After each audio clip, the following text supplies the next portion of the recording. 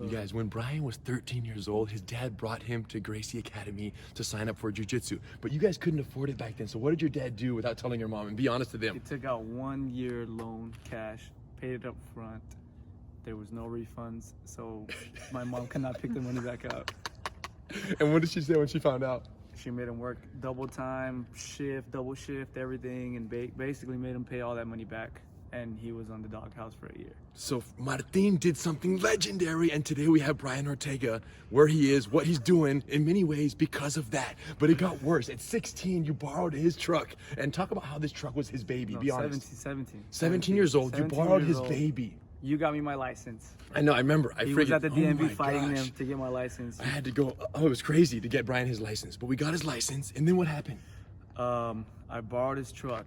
There's basically a Mexican in his truck. Is always been the culture, right? So his gray truck with his silver rims. It was nice. F-150, Brand new. Everything was up to date. Extended back cab. It was like the biggest, best one you could buy. It burned out. It did everything.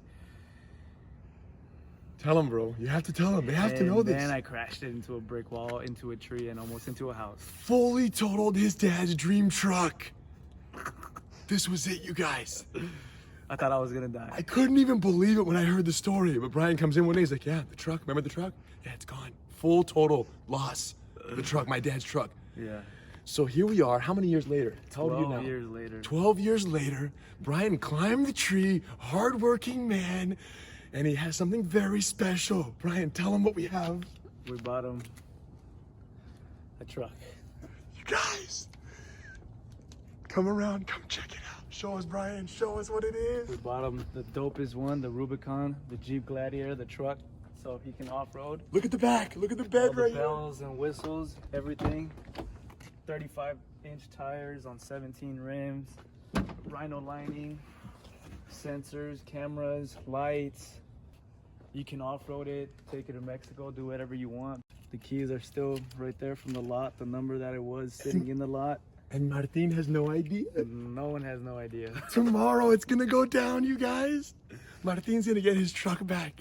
I mean, it's ridiculous what this guy has done for the family. He's always the workhorse who just... He's always, I've been saying it all day, he's always in the back of the line smiling at everyone in the front because they have their food or whatever it is first. Like to this date, he has like a beat up old crash minivan that barely works.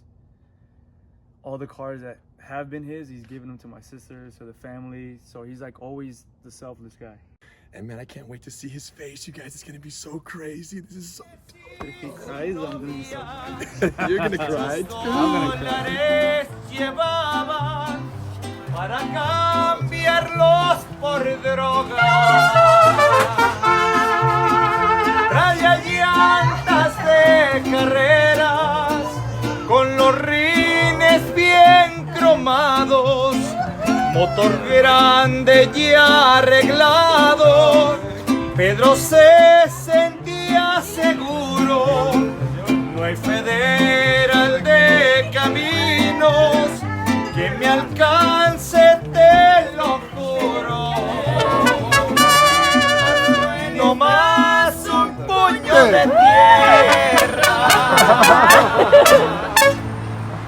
How's it feel?